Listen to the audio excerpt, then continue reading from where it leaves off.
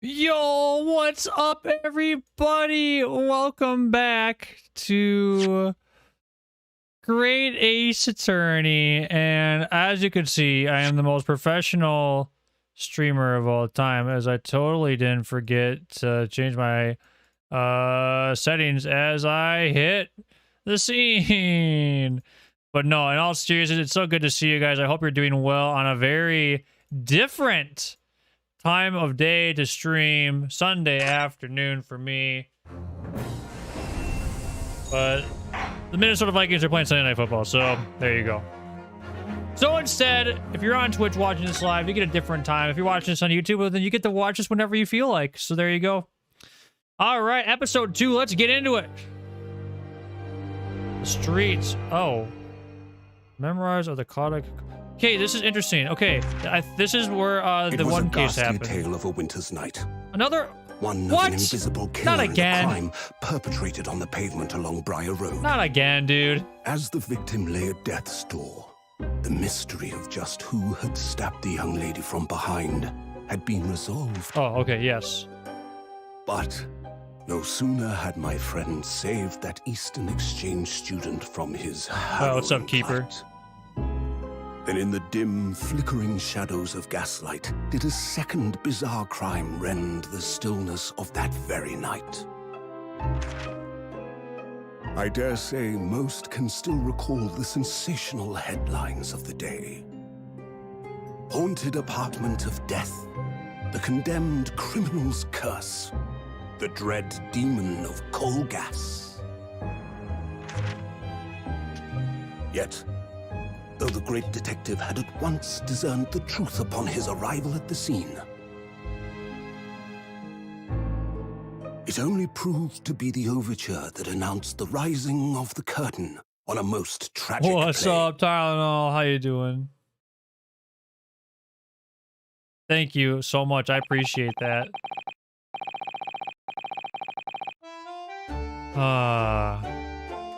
All right, let's see. Contextually, this is already kind of interesting.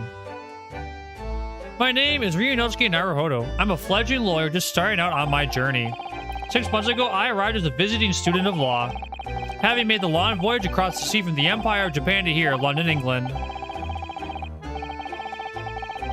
And on the way, in quite extraordinary circumstances, I made the acquaintance of a world-famous detective. Okay, Keeper, you know what's funny about that? I literally, after I got the PB, was like, are you here? Are you in stream? Please tell me you're here in stream, because you were here earlier. It's like, please, please, please be here. And then you were. I was like, no, the meme's alive. I hate it. Literally, when I get the PB bot, it's literally gonna be me screaming like, "It's Keeper here! Please tell me Keeper's in chat!" And you weren't in the chat list. I was like, "No!" Currently, I reside in the attic of the detective's own lodgings, from where I run my legal consultancy of sorts. I've successfully defended a number of clients in Britain's highest courts, the Old Bailey. But since a particularly grueling, unforgettable legal battle 4 months ago now, I haven't returned to the courtroom, and true that I lost my right to return. But that epic trial was just one small part of an epic tale, a tale which was now about to awaken from slumber, thanks to a letter that arrived this morning from my homeland. I'm 6th place now. I jumped from 11th to 6th place. That's how close that area of runners is in the PB, or on the PB, the leaderboards. What a delicious smell wafting up the stairs. Must be nearly time for breakfast. I better go down to Mr. Sholmes' suite. Say good morning to the great detective and his flatmates.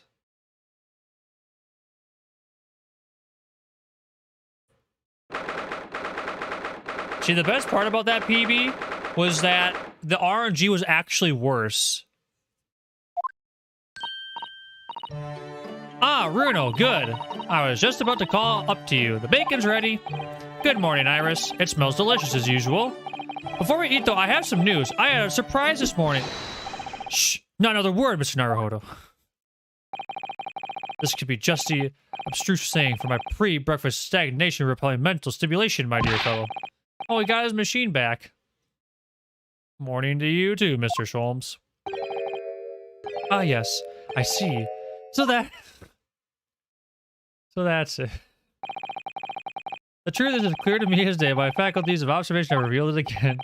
What are you talking about? You, Mr. Naruhodo, you have, this very morning, met with a surprise. Well, is that not the case? Really, my dear fellow, it barely warrants explanation. Firstly, your hair is particularly unkempt, somewhat reminiscent of a bird's nest. Secondly, you have neglected to fasten the third button of your jacket. Clearly, when considered together, these two facts point to you having been flustered this morning. Can I talk now? But of course. Oh, I don't look for admiration, you understand? My hair always looks like this. It's been this way since I first met you. Oh, it has? And the button was ripped off last night, if you remember. By you. Hurley, pull your button. Ah, yes, I recall the incident now. It was after supper, was it not? As the evening advanced, I picked up my violin and began to play the wailing notes of the haunting tune. But then, to my utter dismay, the third string snapped. Why did it have to happen? Why? Little wonder then that in my vexation, I grabbed the first button I saw and ripped it from its proper place. Well, I'd like it back now, please. It's troubling me that I can't fasten my jacket. It's troubling me that you expect me to know where it is, somewhere thereabouts on the floor, one presumes. Helpful. What matters at the present time, my dear fellow, is simply whether or not my deduction was unerring. But Hurley, Runo said when he came in, didn't he? I had a surprise this morning. Ha ha ha ha. Well, that really is a surprise. Yes, this man is the pride of the British Empire, the famous consulting detective, Mr. Sherlock Holmes. There can't be a single person in the world who doesn't know his name. All right, then, enough of this silly conversation. Come and eat this bacon before it goes cold. I have a new herbal tea for you to try, too. My latest special blend. And here we have Iris Wilson, Mr. Sholmes' lodger and companion, a truly exceptional young girl who is the author of a highly successful serialization here in London. Yes, The Adventures of Sherlock Holmes is published in Rance magazine. So, Mr. Naruhodo, won't you put us out of your misery? What surprised you this fine morning? Well, I received a letter from Japan. Oh, from Susie, you mean? Was it really? That's right, and she had some rather startling news, in fact. Ah, intriguing indeed. You must tell us about it all over breakfast. Oh, yes, what fun.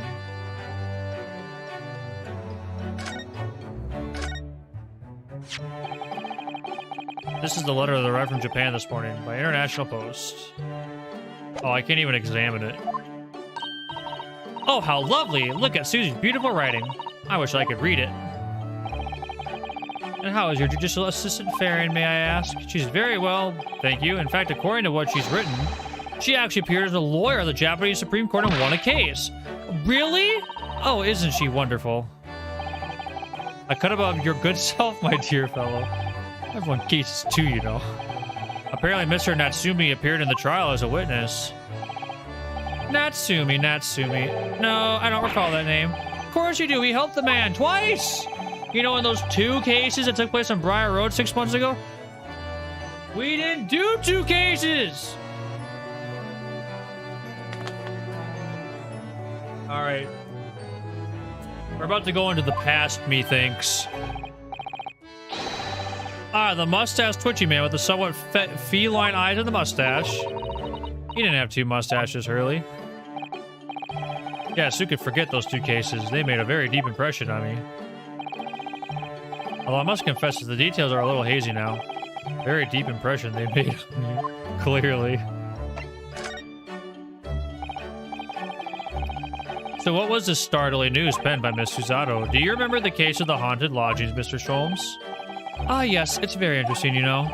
I don't feel entirely uncertain that a case of that nature did not occur.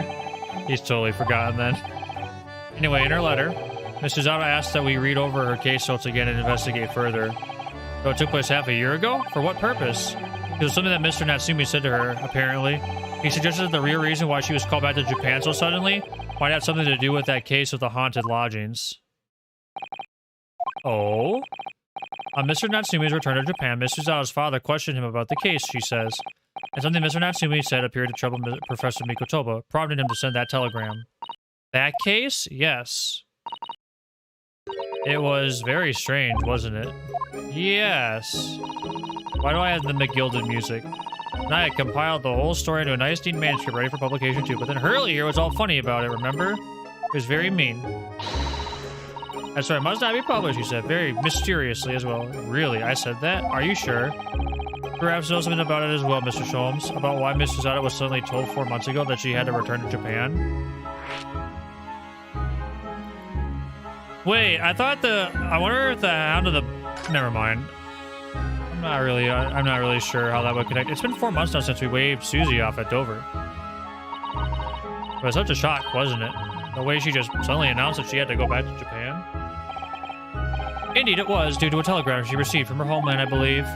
That's right, telling her to return urgently. Yes, because her father had passed away. No. It said he was suffering from a high fever. Cause was unknown. He's not dead. But according to this letter, that news about her father's fever was just a ruse. A ruse? So Susie's daddy lied to her so that she'd make the voyage back home? Why would he do that? I have to admit, I have absolutely no idea. But she believes it's almost certainly related to the case of the haunted lodgings.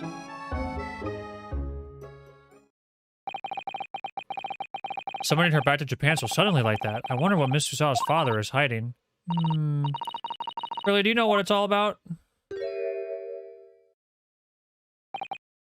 Well, who could say? What? But you said... Please, I have engagements, my dear fellow. My calendar is quite surprisingly full today. A stringent analysis of the matter would be excessive, I feel, even if I were quite at leisure. So, man the fort in my absence, won't you, Iris? I will, Hurley, don't worry. See you later.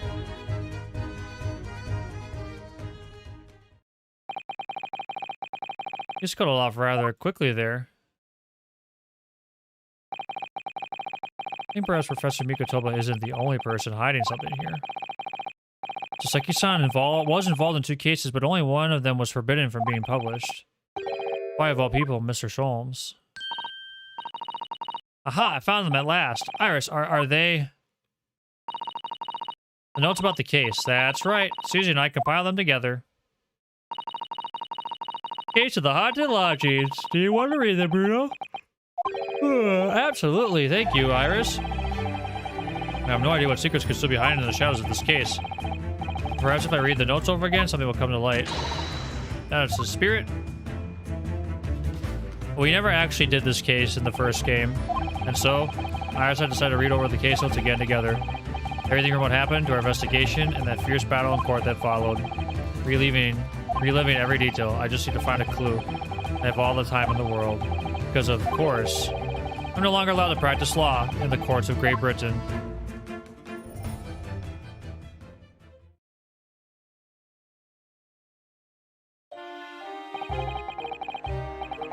It was 6 months ago, a mysterious incident that unfolded on the wintry streets of London. A woman was found lying on the snowy pavement of Briar Road with a knife in her back. Fortunately, her life was spared, but she was unconscious for several days following the incident. I thought we did do this case. The fog was thick and nobody saw her attacker, but by a cruel twist of fate, a visiting Japanese student was walking behind her at the time and was duly arrested. That man was Saseki-san, and the man who effected his arrest was Mr. Sholmes. Believing in our compatriot's innocence, Suzawa-san and I decided to represent Saseki-san in court, and after a grueling trial of many twists and turns, I managed to prove his innocence. Playful joy, jubilation was the man's reaction after the trial, but his jubilation was short-lived. We received a telegram from Mr. Sholmes the following morning. Victim of the Briar Road 7 has regained consciousness. Hurry to Bart's at once. We never did learn about her. So Suzawa-san and I summoned a hansom and headed immediately to the hospital.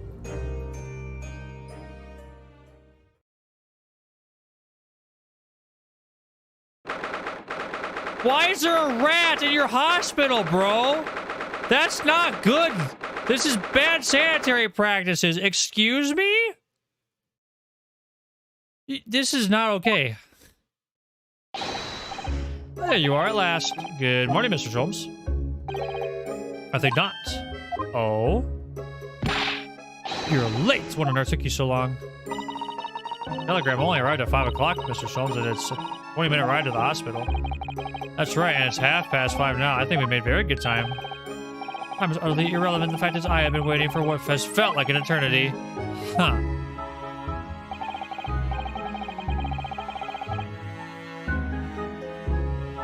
In point of fact, I myself was awoken at 4 this morning by a telegram boy, and feeling it somewhat unjust that I alone have been aroused at such an hour, I sent one to you. Anyway, you're here now, so victim is over here. There, she's only just regained her consciousness. You should introduce yourselves, and I shall observe from here. That lady was found in the snow-covered pavement with a knife in her back. Her name is, yes, here we are, Miss Green.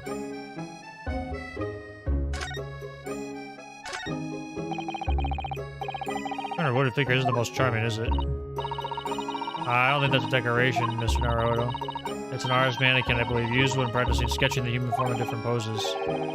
But it's not exactly what you call a typical figure for that purpose, though, is it? No, I suppose not. I confess I've never seen one quite so full-figured before. Oh, you want to draw a full-figured person? It's the right tool for the job. Hey, there's a photograph in this frame here. Oh yes, it's a picture of a young gentleman. Looks about the same age as Miss Green, I would say. Perhaps a young woman, special someone, do you think? Now, who could that be? My mind, Mr. Naruto. I didn't know you had a sense of matters of the heart. None of the least. I sincerely said the first thing I thought of.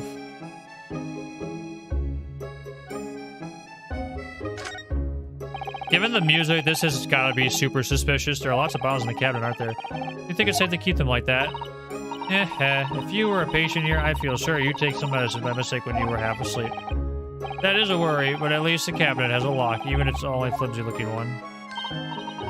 Well, I have no doubt you managed to unlock that somehow while you were half asleep as well. There are limits even to what I can do when I'm half asleep, you know, Mrs. Otto. Eek, a mouse, Mr. Naruto, an enormous mouse. Vermin in a hospital? That doesn't seem the best. Looks like a very healthy specimen, doesn't it? Very plump. I'm not sure we could say that's down to the excellence of this facility, if that's what you were thinking. Must be a bag of Miss Green's personal belongings. She would have been brought directly after she was found stabbed in the pavement, though. I expect a friend or family member probably brought some things for her. All right, then. Let's see what's inside. A change of clothes, no doubt, and... You can't... Whoa, no, Mr. Naruto. You must never scrutinize a young maiden's personal belongings. A young maiden might have chocolates, or biscuits, or caramel. Or clues! Good morning. Hello, I'm Ryunosuke Naruhodo from the Empire of Japan. Oh no, was it your knife that... Are you the man who... No, I'm a lawyer. And I'm Susanoo Mikotoba. Pleased to meet you. Oh no, was it your knife then? Are you the one? No, I assure you. I'm Mr. Naruhodo's judicial assistant. We heard that you'd regain consciousness and wanted to come give our best wishes. Best wishes? For me? Thank you. I'm Olive Green. I'm an artist. Well, no, that's not right, is it? What I mean is I'm trying to be an artist. Nice key. What I really mean is I desperately want to be an artist. Truth is, I don't have any talent. I know I don't. No wonder I was stabbed in the back. I don't think that's related, actually. Gosh, this young woman seems to be bent over backwards to put herself down. Desiree, we should ask her about what happened from her perspective, I suppose. Feeling me struck in the back by a blade as you were walking along the pavement. What a terrible experience you had, Miss Green. It was so cold that day, and the fog was so thick. Couldn't see a thing. That was 4 days ago now, I think. Is that right? Yes, that's right. Afraid you've been comatose all that time. The case has been solved, hasn't it? Well, I've been here in the hospital, I mean. Indeed it has, my dear madam. spectacularly by none other than I, Herlock Sholmes. Mr. Sholmes, as you well know, it was Mr. Naruhodo's hard work in court that solved the case. Wow! Susanoo defended Naruhodo. Okay. Are you yet to hear what happened, Miss Green? Yes, I'm afraid so. A gentleman from the police force is supposed to be coming to fill me in shortly. Oh, I see. He coming around seems to have made everyone frantically busy. I'm so sorry. I should never have regained consciousness. It was selfish of me. Oh no, we're also relieved that you're on the mend, Miss Green. Really, we are. That kind of attitude, maybe her surname should be Blue.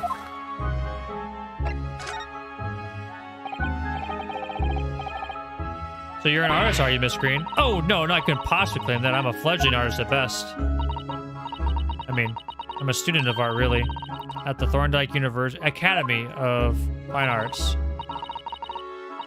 Wait, Chris Thorndyke from Sonic X is in this game? No, I'm just kidding. Oh my, an Academy of Fine Arts. Great Britain, such a wonderful country. Tell me, Miss Green, do you live hereabouts? Oh no, actually, I don't deserve it, but I have a little flat on Brixton Road. I see. Oh, very interesting. Oh no, is it? Brixton is some 10 stops away on the underground from here. The Thorndyke Academy is a mere 3-minute walk from Brixton Town Center.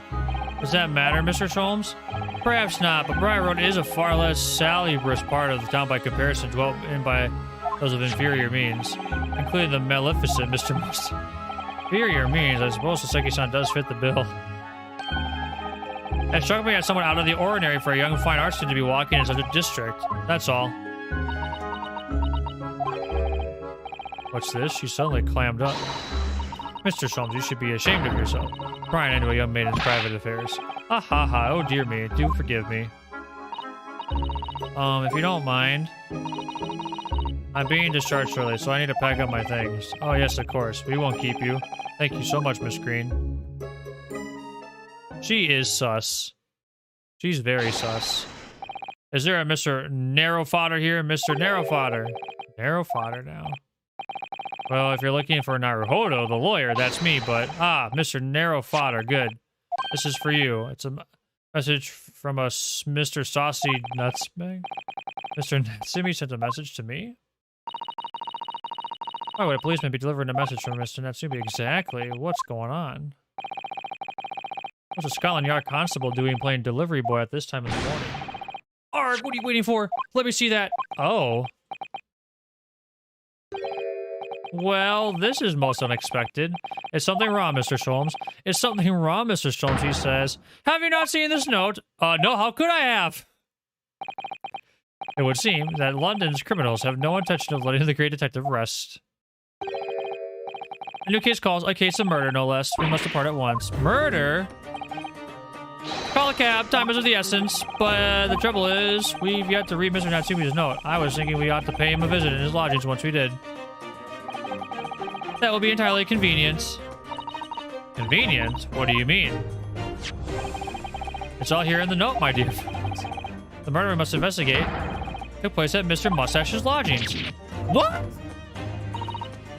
Oh, hail of Fiacre at once. It was only yesterday that Seki-san was in court and we were displaying doubts about his innocence. And now, very next day, there's a murder at the man's own address? He may very well be the unluckiest man alive. Or so it seemed to us at the time, but we were soon to discover it was worse than we thought.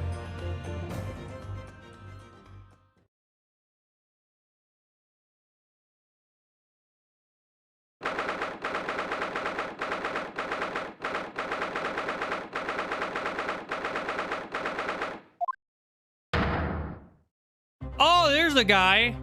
I was expecting him to show up. We met him in the first game. He looks like he moved in. What on earth? Oh my, the gentleman is deceased without question. He's dead. The locals in Mr. Naruhodo Square! Mr. Natsumi. Oh, why? Why is this happening? Why to me? I've only just got out of court yesterday. I was finally over 2 days of misery. Then I'm gonna next to this. No early bird to get to work like this. Woeful worm without wiggle. I see your high spirits again this way, Mr. Mustache. Ah, not the horrible Herlock Sholmes. Shoo, shove off, show yourself the door. I never invited you. Mr. Sholmes came here with us. I'm quite sure he'll be able to help you, Mr. Natsumi. I'm totally at your disposal, Mr. Mustache. What can I do you for? Grrr. Here they are already, the busybodies. So this, okay, so for context, this case has happened before the events of Chapter 5. Ah, Inspector Gregson, what a pleasant surprise. Pleasant, is it? Gives me heartburn every time I see your face at a crime scene, Sholmes. Ha, I deduce, Inspector, that your heartburn is a result of your excessive consumption of fried food. Good morning, Inspector. This is a crime scene. Don't you go touching anything. Or good morning to you too, Sunshine.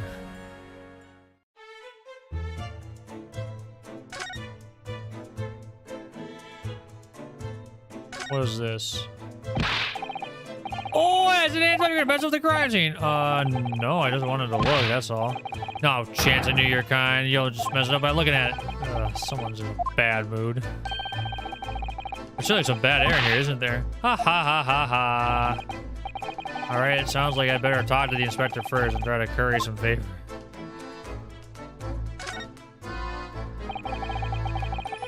What a terrible thing to have happen.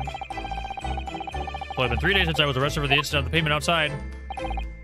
And then having finally regained my freedom, it starts happening all over again. Endless existence of excruciating experiences. So the victim lived here on the ground floor and your room is just one story up, isn't it? Yes, that's right. In a way, we were neighbors, I suppose. Did you know the victim? Were you friends?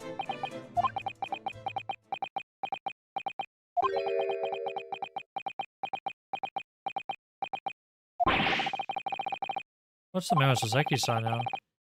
Innocent enough question, wasn't it? Why does he seem so shaken by it? Well, I suppose he wasn't a complete stranger. But did he ever invite me to his room?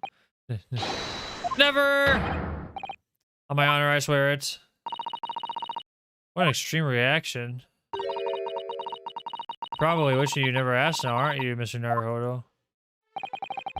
When we found him here, I felt wretched, which is why I sent word asking you to come. To that inspector over there.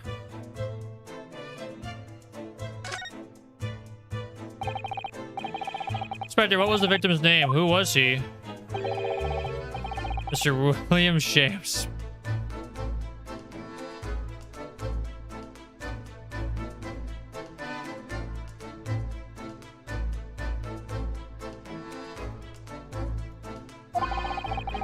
Really, game? Really? As you can probably tell, he was an actor. A bit of a dead loss as it happens. Or just dead. Mr. Shamspear? It was the landlord, Mr. Gardev, and the other lodger, Mr. Natsumi, who found him. The fellow didn't rise at his usual hours, so Gardev got worried and kicked the door down. Doesn't Mr. Gardev have a bad leg? Yeah, you're right there. It was that jittery Japanese hunchback over there actually did the kicking. Really, Saseki-san? The victim was pretty hard up, it seems.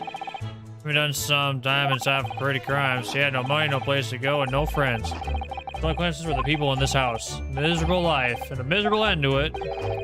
So exactly as Mr. Natsumi is still doing here. He's not involved in the investigation, so shouldn't you send him away from the crime scene? Well, I'm not saying it's because the fellow looks odd or anything, or that he acts suspicious. I thought it would be prudent to take a statement from the cohabiter. You nearly said culprit there, didn't you? Oh dear. Mr. Natsumi appears to be under suspicion again. Certainly seems that way. He does just come across as such an odd fellow, doesn't he? Poor man. How unfortunate. Anyway, I can't say much until the coroner gets here. I don't think the fellow's been a goner that long. The body's still warm. Even if the inspector would allow it, I don't think I could bring myself to touch a dead body.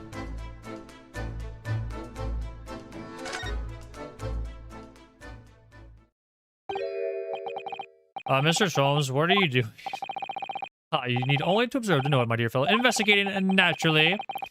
There's nothing natural about that pose. Mr. Sholmes, have you made some miraculous discovery? Patience, my dear madam, patience. We've not been here in this room 5 minutes so far. All I managed to deduce is what actually happened. My goodness. But isn't that everything we need to know, Mr. Sholmes? Now that you propose the idea, I believe one could indeed say it that way. At the present time, I have managed to draw two incontrivable conclusions. The first was that there was a physical struggle here last night in which the victim fought for his life. Ah! Mr. Natsumi, what's wrong? Is something that Mr. Holmes said significant somehow? No, don't mind me. Forget I was here! He was definitely in the room. Second conclusion is that there was a poison lingering in the air here last night that passed the victim's lips. Nonsense! Bro, you are... Okay, Natsumi, why are you reacting so extremely to Mr. Sholmes' deductions? No, please. Pretend I'm not here. Invisible, ineffable, inscrutable, insignificant. Impossible to ignore. Misses everything, Mr. Sholmes. Spare no detail. But of course, the theatrical tragedy before us be unraveled by my great deductions. President, for your pleasure in 2 acts. There's some astounding great deductions from Mr. Sholmes in the past. No doubt this will be no exception. The miracles will unfold before our eyes this time. My dear fellows, for your delight and wonder, let the curtain rise for Sherlock Holmes. Logic and Reasoning Spectacular, Act 1.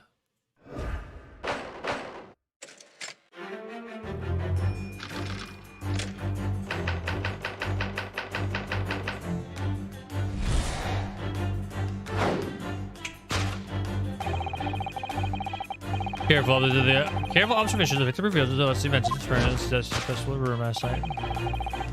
Foam at the mouth of the deceased clearly indicates the use of poison. Next is between notes a large sample which contains what you will observe. 1/2 of a sizable bar of salt, meaningfully, undoubtedly. Why is the soap set so purposely upon the dish? But the last victim's supper, in fact.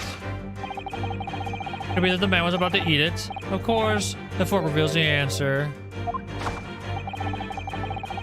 It appears that the young man's appetite was his undoing. Thinking of hours of the former's culture, the victim engaged in the deadly battle of his life. The struggle against the tucker was in vain, for in the end he couldn't resist devouring the slippery feast. Do you think he ate soap? Which let him keep a voice in the kindness of the plate. Huh. Not so sure about that one. Cause of death was clearly intoxication due to the excessive ingestion of foul soap. Personally, I have a greater interest in the taste of foul candlewicks, of course.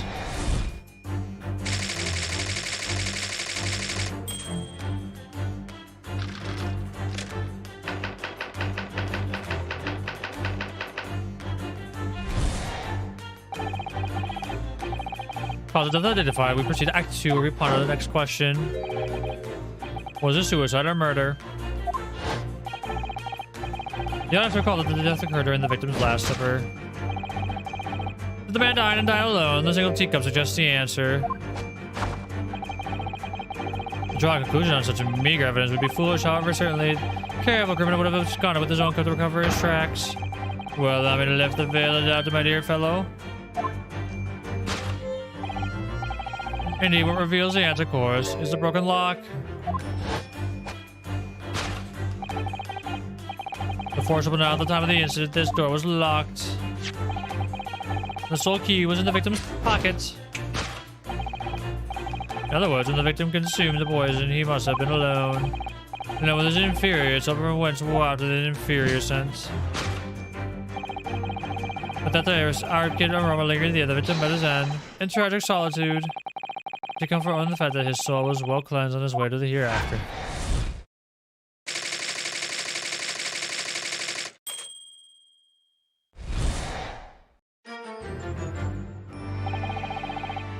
This concludes the final act of Sherlock Holmes' great deduction.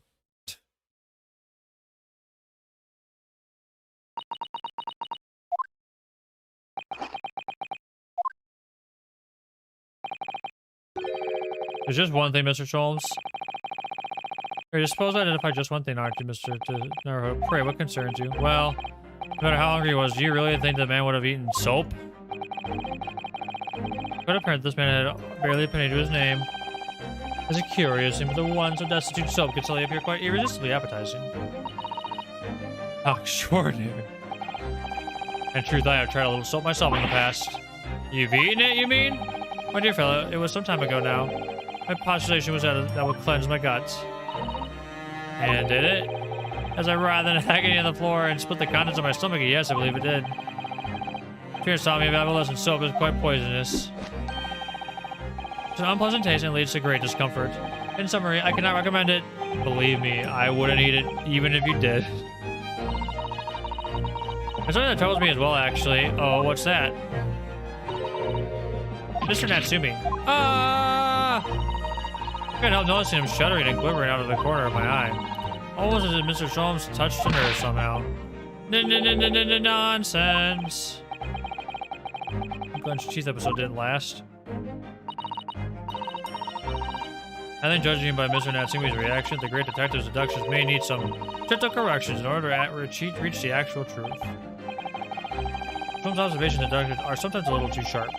The tendency to hit the nail into the side of the head and drive it in at an obtuse angle. Because it falls, allows to straighten things out.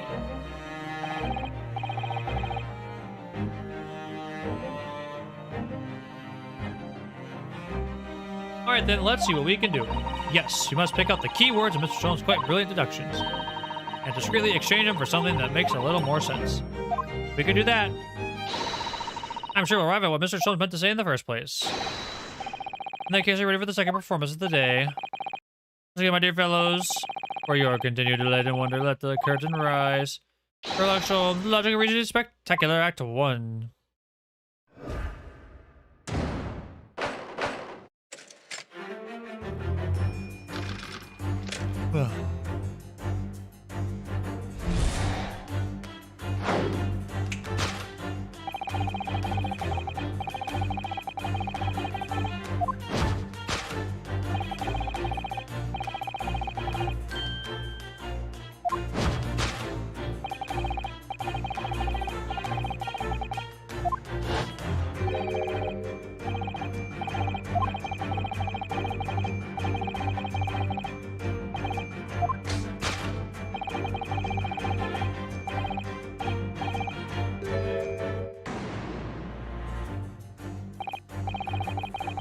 You can't deny that a fork implies the man was eating something or about to eat something. Yes, that's true.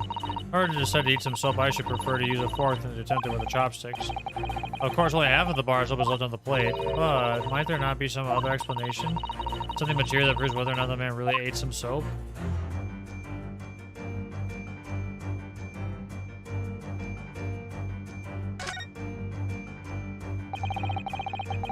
He was drinking tea with the soap. The cup's empty, so there's no way of knowing.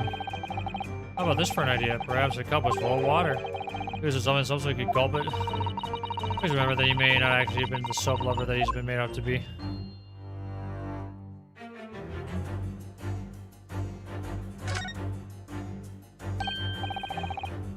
Oh, there's more soap on the floor. Mr. Sanderson must really love the soap. Let's not jump to the conclusion, Mr. Naruto. Look closely at the soap. Then it would fit together perfectly with the half bar on the table. What the? How can that be? I think that they are two halves of the same bar that broke apart.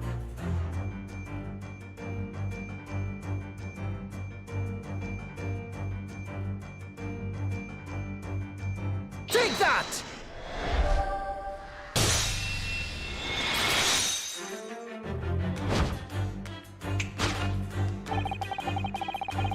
Maybe the man that was about to eat it, of course. The other piece of soap reveals the answer. I mean, the other half of the soap on the table. In short, the victim was not eating soap at all. It's obvious, really, for no depths of hunger could drive any man to attempt to eat soap. You know, with my unquenchable thirst for practical knowledge took only a single bite. That begs the question of how the man was poisoned, because there's no sign of any food on the table. Excellent observation, Mr. Naruto, and one that furnishes with us with the answer we seek.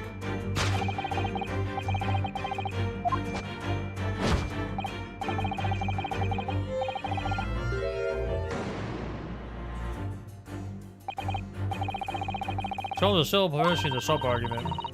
He subjected the man licked the soap rather than ate it. Soap in London is that poison. I don't think I want to be washing my hands with it. No signs of any food in this room at all. Of course, food isn't the only thing that passes people's lips, is it?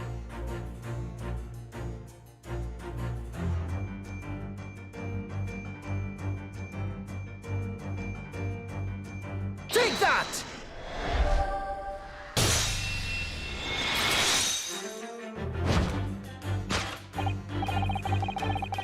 Yes, the victim's life was cleaned by poison that tainted the key teacup. Indeed, cups have been the vessel of choice of practicing poisoners over the centuries. It would appear that his victim drank every last drop. No sign of food anywhere in the room. There's an immutable conclusion. The cause of death was clearly intoxication due to just a poison contained in this teacup.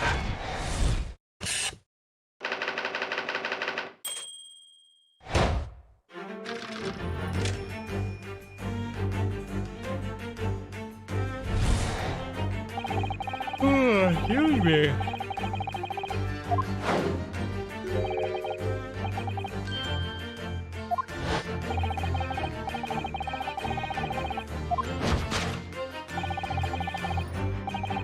The man die or dine alone. The teacup suggests the answer. A Western vessel for infused hot drinks again. It's already featured heavily in our deductions so far. Yes, you can imagine that choice before his death, Mr. Shamsphere was having a drink of tea. There would be nothing remarkable about that, but what troubles me, Mr. Natsumi's reaction when he heard Mr. Sholmes suggest it. More to this deduction than it seems. We must closely examine the scene of the crime again for more clues.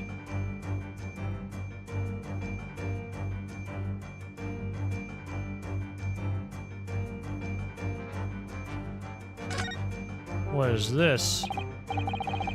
Another Western vessel for infused. It's a teacup, and it too is empty. Given that he's actually holding this one in his hand, I assume that this is the cup from which Mr. Shamsphere was actually drinking. That's the case. This changes everything. Everything we've deduced up to now is turned on its head. I have a bad feeling about this. I almost don't want to say it. Yes, I know exactly how you feel. Take that!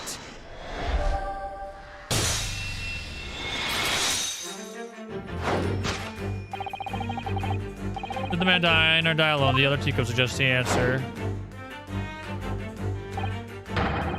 There were two teacups in the room all along. In other words, this is a strong indication that at the victim's last supper,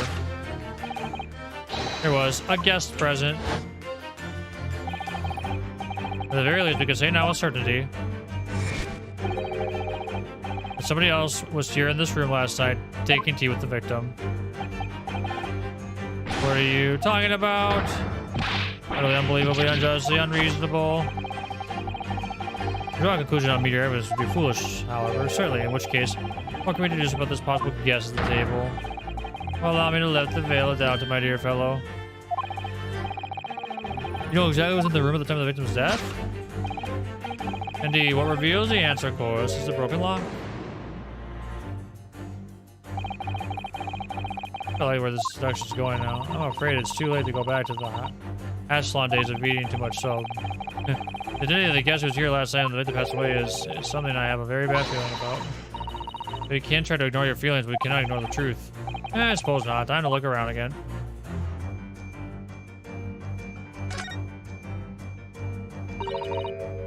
It's empty. Empty of liquid, but full of air. That makes you think, makes you think that you're full of hot air. You should be thinking about who else is in the room at the time. Wow, this Aslan's equipment response was cleverer than my original riddle.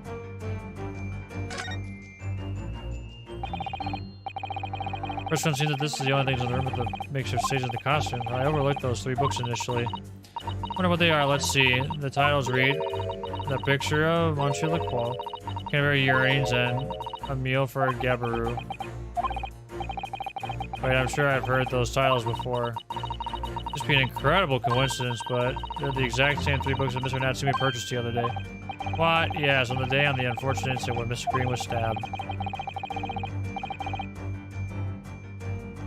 Sorry, I got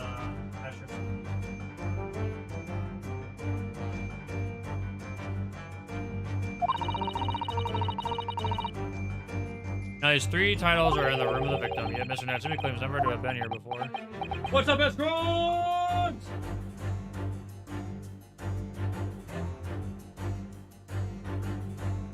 Alright, what does this mean, do you think? I really don't know what to make of it.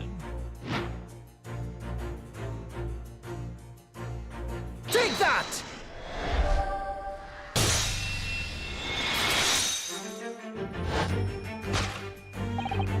Indeed, what reveals the answer, of course, is a pile of familiar books. It shows a big consistency here in this room. It's a link to the truth. Mr. Natsumi, you purchased these books 4 days ago at a second-hand bookshop. That's just coincidence. Not the case. You will be able to bring the same 3 titles from your own room, will you not? This very moment. No, never non-negotiable. If you can't bring your own copies here, it proves that these 3 books are in fact yours.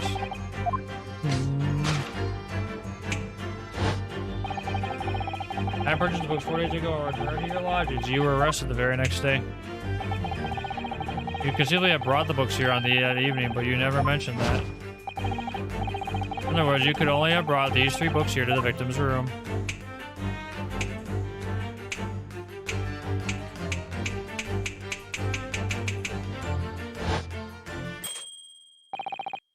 Last night, having returned to your lodgings after the trial concluded at the Old Bailey.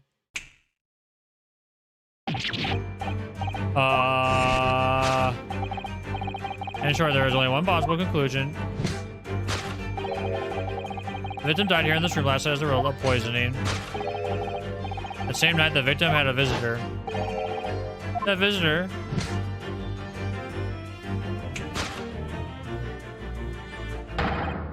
was you, Mr. Sasaki Natsumi. This concludes the final act of her election's great deduction.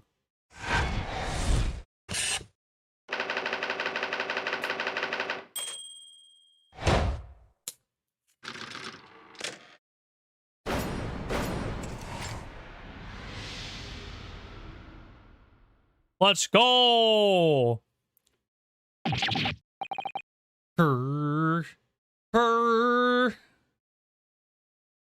Sorry, I'm looking at my fantasy football right now.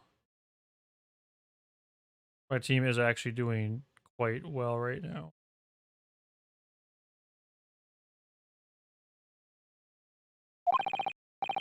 Not again, not again, not again! Not again! Exactly, Escarin. Well, then, Mr. Natsumi, it appears you're gonna have to accompany me down to the yard again. But wait! How old your horse is? Yes. Door, key, locked, entry, exit, entirely impossible. The Felicity's even being stranger than normal. What, you think that's an alibi? You could have just made a copy. What? You live in the same building after all. You'd have plenty of opportunity, I'm sure. But misery me. Alright, so you'll get your chance to give your side of the story later. Facts speak for themselves, Mr. Mustache. Are you horrible Herlock Sholmes? He really has some of an arch rival now, has he? Come on now, no dilly-dally. Outside, there's a carriage waiting. Welcome to Mr. Naruhodo Esquire. I never imagined I'd be in this position again, but you have to help me, please, please. I'm innocent. I think you're the fake. All right, I understand. We'll come to your cell later and talk about it. Happy One birthday, more thing. Seraph. Oh, yes. Truly Santa Claus. Seraph one my dap, poor little Seraph kitty one cat. dap, Seraph one dap. Please give him his breakfast for me. Oh, so this is how that guy became part of the crew. Eric.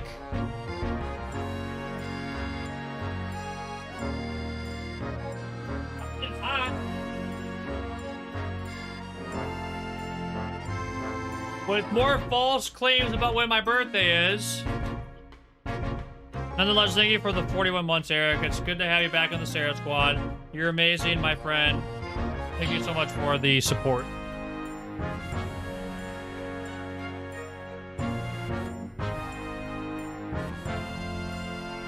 Eric Da Legend. Oh snap, I got football on my screen. That's not Diva Samuel. Dang it. And so, his evil curse still apparently unbroken. Seki-san found himself once again the prime suspect in the case of murder. Thanks to the incriminating deduction of the great detective. My dear fellow, that honor belongs to you. True. Well, at least that means Inspector Grex is no longer here. We could examine the crime scene in more detail now. That's right. And of course, what? You've forgotten what the inspector mentioned before? It was the landlord, Mr. Gerdeb, who discovered Mr. Chanster. Mr. John Gerdeb, yes. Except we could find him in his sitting room on the top floor as usual. Right, we must remember to go and talk to him later then.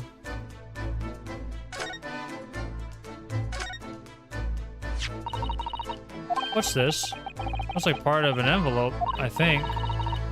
You may be right. Perhaps it was torn off when the letter was opened? Is that significant?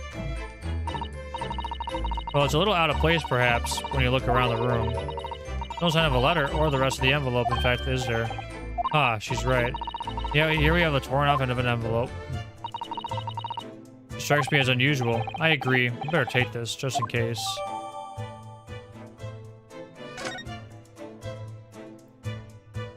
Okay, I was like, you can't actually take it. Not much on these shelves, is there? Just this wine glass and bottle. Both of them are cracked. Yes, not much use, are they? What's the matter? Oh, I was just reminded of the Reaper, that's all. Prosecutor Lord Van Zeeks? Yes, he's so reckless with his wine glasses.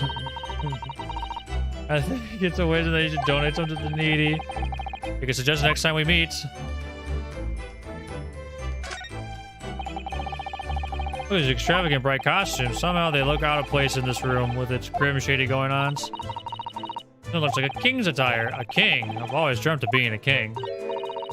Well, I think he'd be more suited to a feudal lord, a daimyo or such like. With the cone mage top, not every mage. Japanese man wishes he had a cone mage. Oh, you look wonderful with one. Are you already? And you already have the sword. Imagine what would happen if I walked around the streets of London with a cone mage and a sword. Ah, yes, the barred windows. You see, the outside the window is completely bricked up. Vestige of the former window tax that Britons had to pay. What strange things they used to tax in Great Britain. I mean, making people pay for the number of windows they had in a property, it's extraordinary. It's heartbreaking to think about the poor having to block up their windows just to avoid an unaffordable tax. Oh, what is it, Mrs. Otto? Look closely, a number of bricks are loose.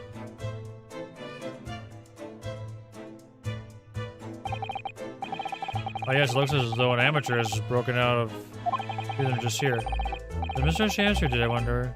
In the lodge or renting the room. Ah, look at this, Mr. Naruto. On the outside there's a little ledge, and there's something on it. What outside?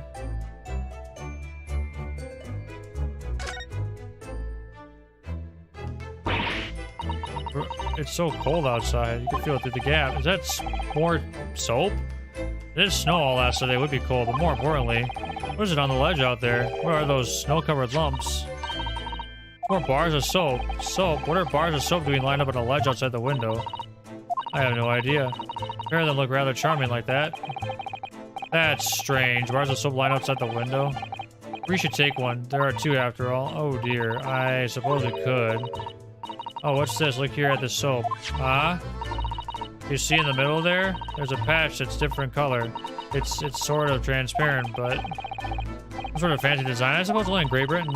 Looks like the Inomaru flag of Japan, doesn't it? How wonderful. Probably a very expensive brand. Expensive? Then what's it doing in this ramshackle old room?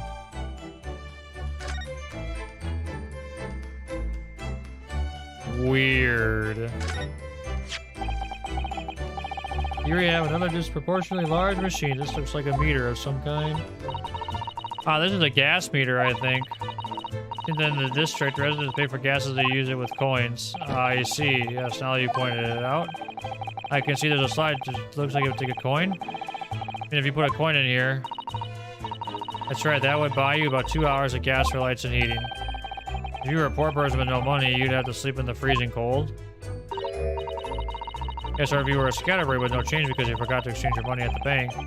Because there's no meter in our office.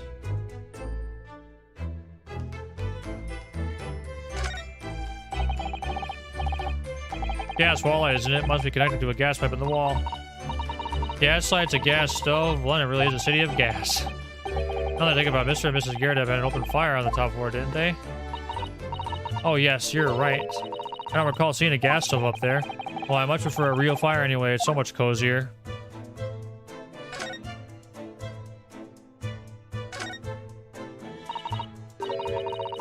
Some sort of makeshift stage, I think, isn't it? Where does the audience sit, though, for the nightly Shakespeare performance?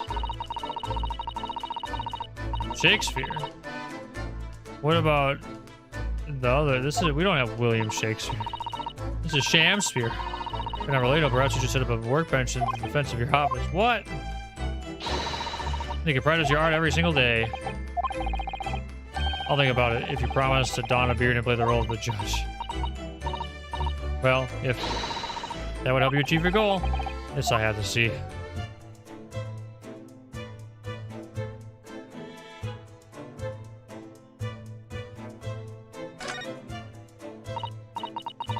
Oh, the poor man, so young to die. Do you suppose it was a very painful death, being poisoned as he was? I don't know, all we can do now is hope that he'll be reborn to a better life. I suppose you're right. I wonder. Do you think that putting our hands together in a Japanese prayer will help a British soul? Sorry? I'm sure I had a reference at the ready for just an occasion as this, actually. Book is entitled The Beginner's Guide to Praying for the Departed, the British Way. I'll reread it now, one moment. Probably a spine on that book, isn't there?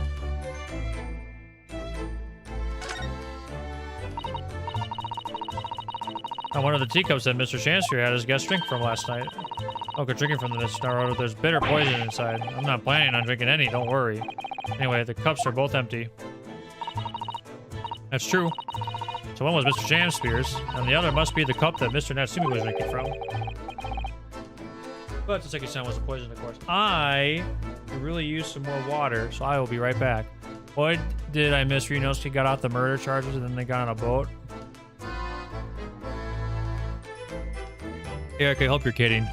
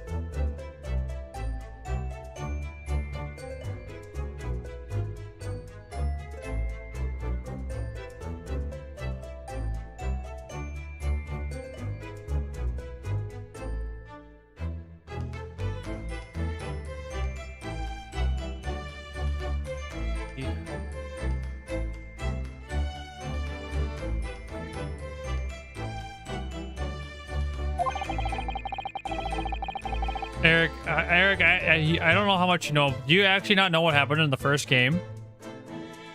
Perhaps you should take these so we can examine them in more detail later. Where are the cups? Has been entered into the court record. Okay, I was gonna say, bro. Oh no.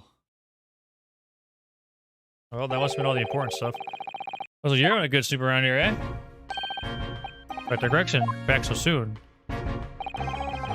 After through that little Japanese fellow in the clink, I went and reported this to the investigation division. In 5 minutes' time, this place will be cordoned off by the yard. Oh, I see. Well, we'd better be leaving then.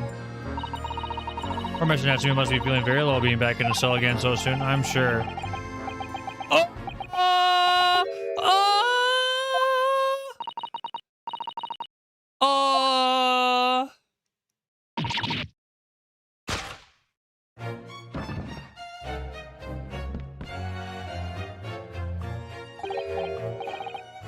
Out, brief candle. Life's but a walking shadow. A poor player. That struts and frets his hour upon the stage and then is heard no more. Now, how so sound is the next part? It is a tale told by an idiot full of sound and fury, signifying nothing. Indeed, oh happy day!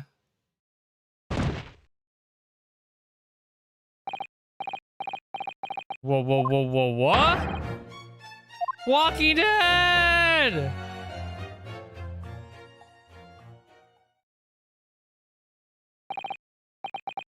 The fella isn't dead at all? What was that nonsense he was saying, though? I think, yes, it was from William Shakespeare's Macbeth. A soliloquy from Act 5, Scene 5. Shakespeare.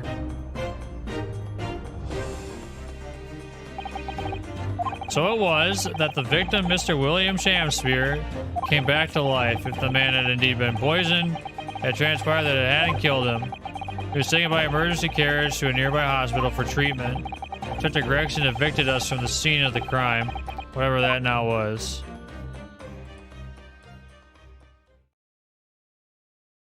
What the heck? Oh yeah, this guy.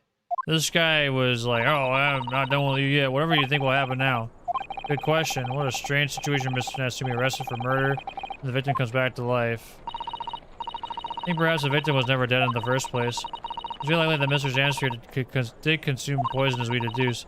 Was it an accident, attempted suicide, or attempted murder? If the truth can be established, I imagine the police will keep Mr. Natsumi in custody. I suppose so. Let's hope it doesn't come to anything more than a night in the cells. What's this? What's that man doing over there? I think he's trying to see the Soseki-san's lodgings. Wait, the Jets are winning? Pretty wild. Excuse me, could we have a word? Sorry, I'm like focused on football.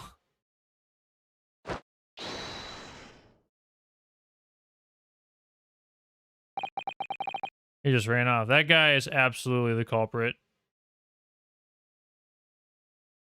Is there any doubt that either that guy is the culprit or unquestionably a part of the case?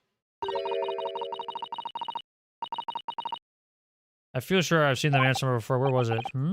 I do too, but I don't remember. Yeah, it was during the case.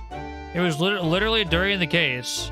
Like, it was literally during the case. This guy was like, I'm not done with you yet, blah, blah, blah, blah, blah. Yellow vented. The exception of the top floor where Mr. and Mrs. Garrett, all the windows are bricked up. Yes, that's because of an old window tax that was charged on the number of windows the property had.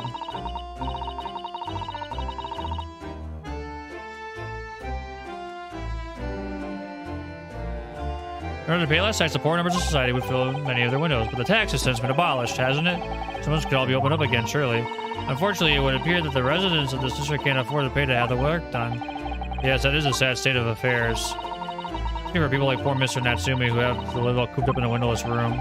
So that's the price you pay for living in a very cheap accommodation. It all seems rather pointless when you put it like that.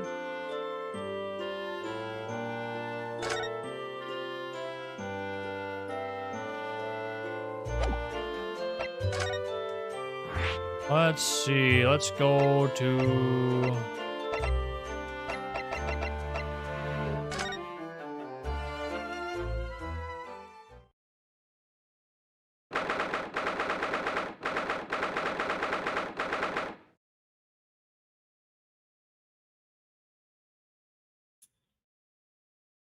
Oops. Oh, I need a second. All right, guys, give me a moment.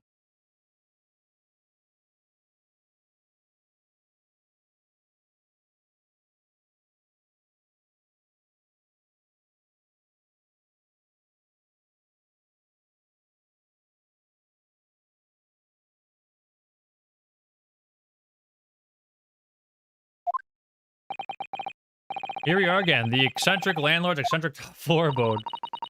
Here because Mr. Garrett was the one who discovered the incident this morning, don't forget. Ah, you chaps, eh? Yes, good morning, sir. Thank you for your cooperation in court yesterday. It was quite a trial. As much as for Mrs. Garrett as anyone, really. Come straight back here after all the business at the Bailey yesterday? They expect you to wake up to more bally nonsense this morning. I wonder if you wouldn't mind telling us exactly what happened, Mr. Garrett. Yes, I suppose you'd like to know all about that. Dead loss of an actor trapped on the ground floor room. Those were exactly Mr. Inspector Gregson's words, weren't they?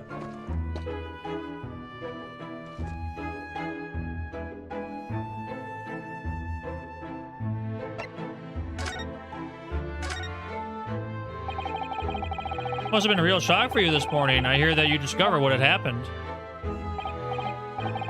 Well, that old actor chap rises at 5 o'clock sharp every morning without fail.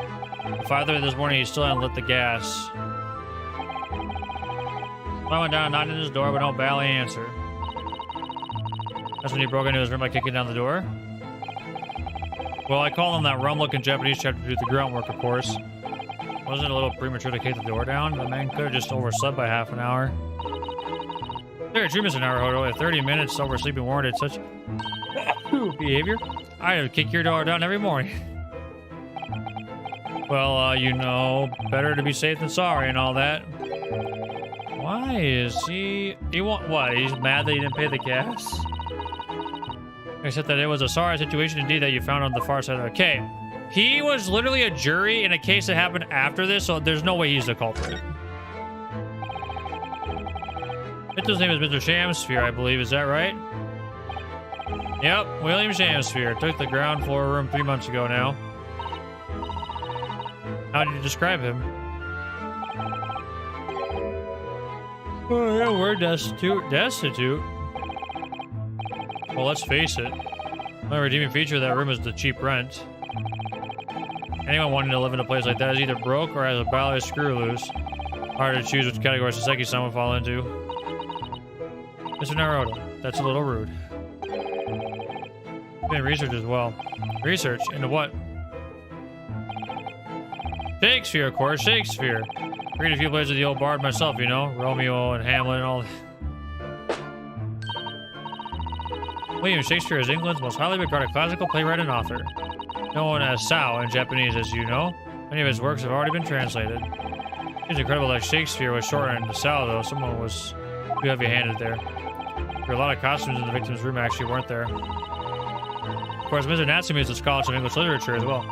I imagine he and Mr. Shamsphere would have had much in common. Shakespeare interpretation disagreement leads to shocking murder. Let's hope it's not. Mr. Naruto, really? How rude.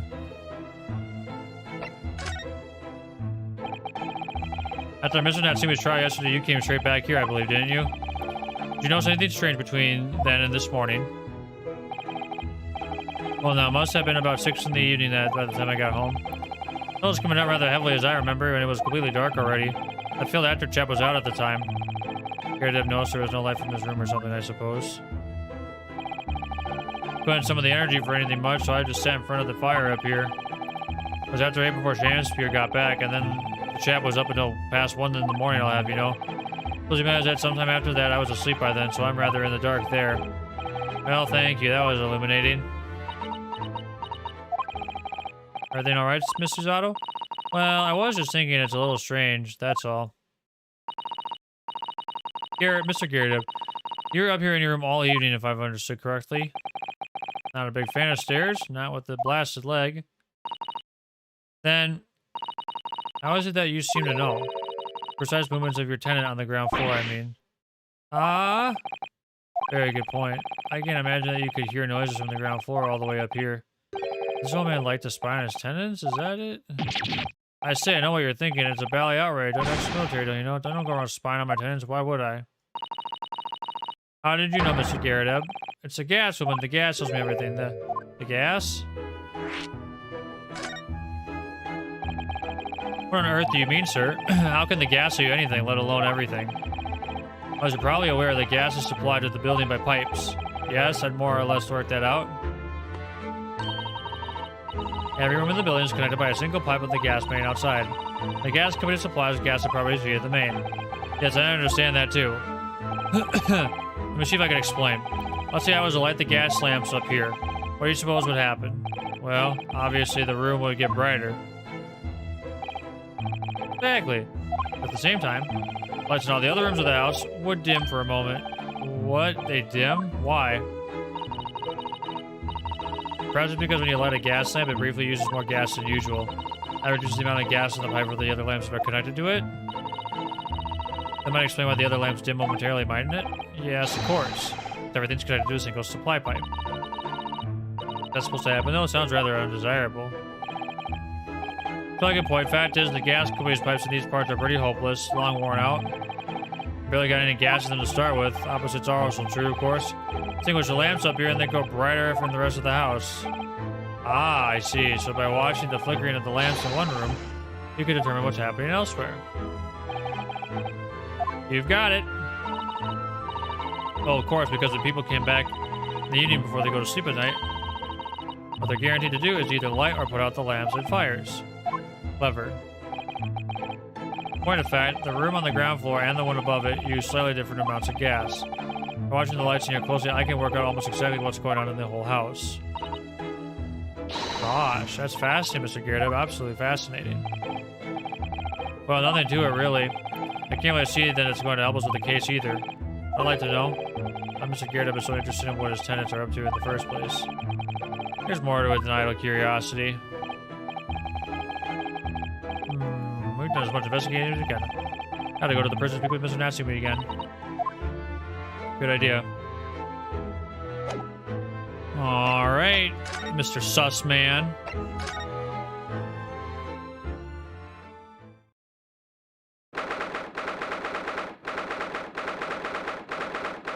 Oh dear.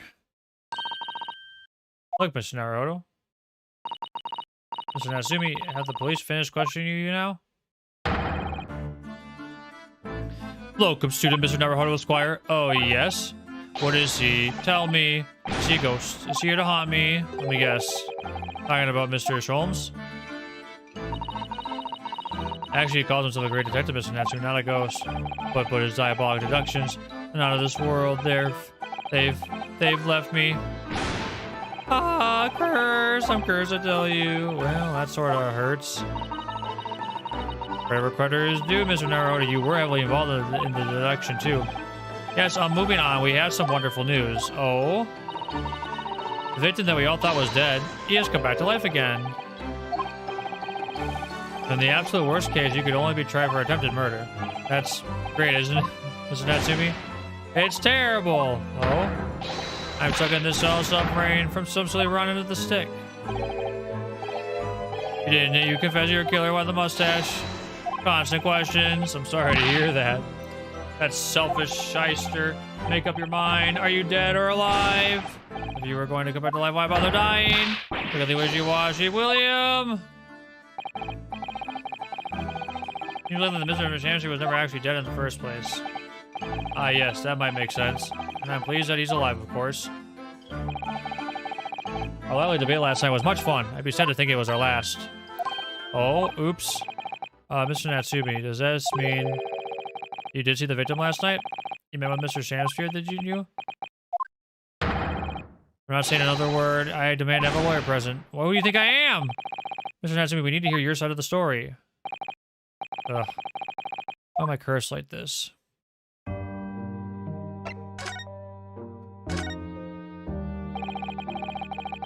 Can you tell us exactly what happened last night then, Mr. Natsumi? Nothing to tell, but Mr. Naruto Esquire. I'm eternally grateful to you for helping me with that accursed case yesterday. Case that saw poor Miss Green hospitalized after she ended up with a knife in her back. Hard to believe that was only yesterday. After that trial was over, I trucked my weary way back to the lowly lodgings. That evening at past 9 it must have been. I visited Mr. Shamsphere.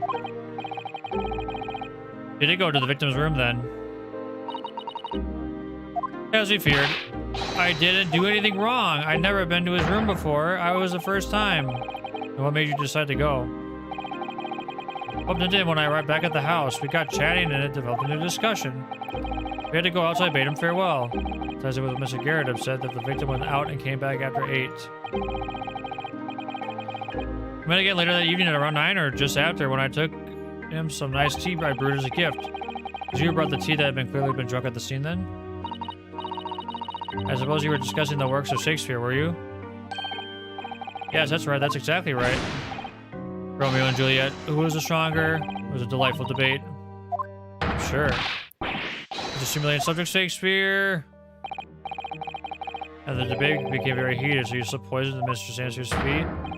No, never, not at all. Team Juliet won. That was me. And when I left his room, the flamboyant fellow was fighting fit, I swear, categorically.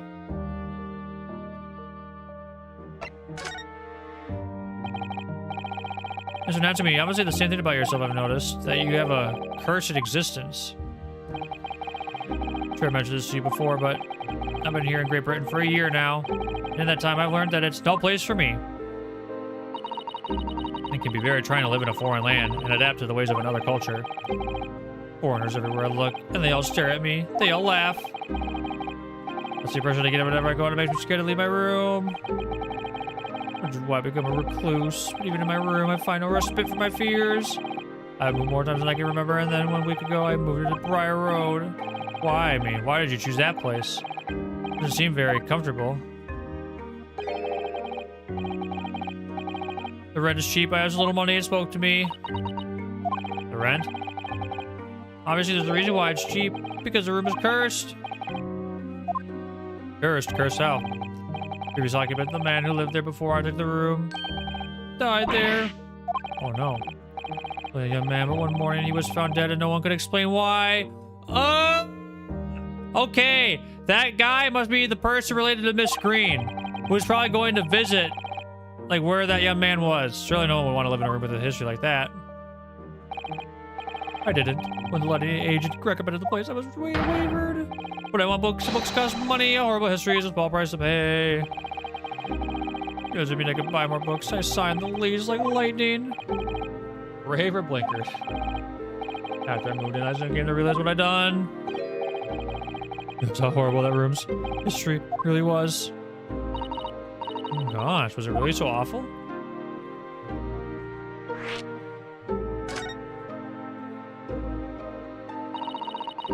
How did the room's horrible history affect you, Mr. Natsumi? What happened?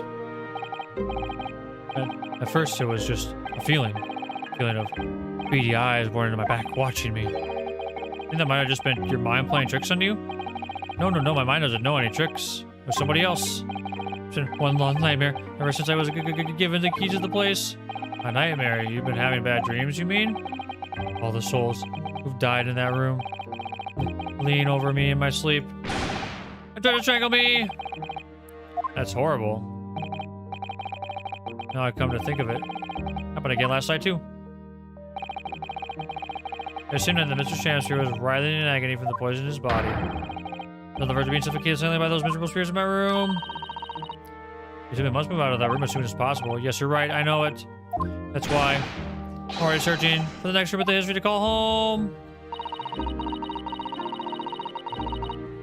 I think perhaps you should try to avoid accommodation with any kind of history at all. Otherwise, I'm scared that you yourself may become history. That's our nose to make a man listen.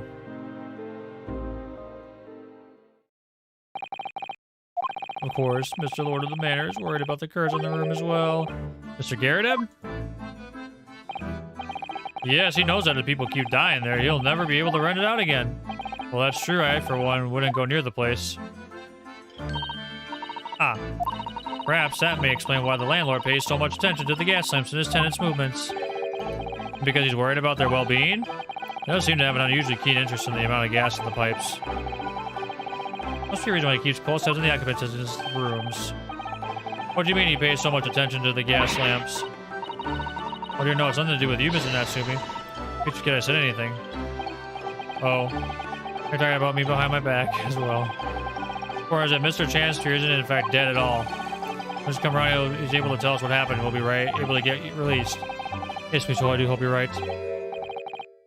Excuse me? Mr. Gregson. Been up over here in what you just said. And on that note, I have some good news and some bad news. Oh? What did you want first? Always, every time. The bad news comes first. When hope is all you have, hold on to it. That's my guiding principle. Right, well, in that case, good news it is. Huh? Sorry, but it's just a lot easier to explain everything that way. Why did you ask my preference? You might have heard. The victim, Mr. Chancery, was just unconscious. He's come around now. If you saw it happen in all its terrifying glory. He's still being treated by the doctors, but we managed to get a written statement from him already. Oh, isn't that wonderful, Mr. Natsumi? Oh, thank goodness. It's all over then. I can leave this somber cell. Sorry, no, that's not on the cards. What? Why ever not, Inspector? Mr. Chancery has implicated someone as being responsible for what happened last night. Implicated someone? Oh dear. You don't mean... I'm sorry to say I do, yes.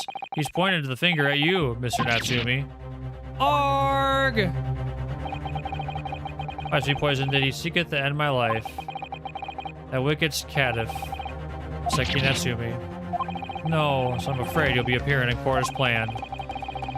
We wanted to make the necessary preparations. Okay, what if... Wait a second, is there someone like conspiring against him? No.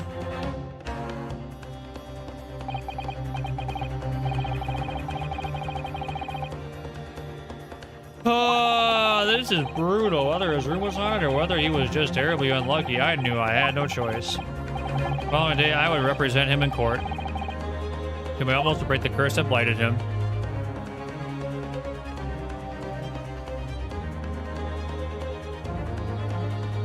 Holy crap. Oh my gosh, okay. Wow.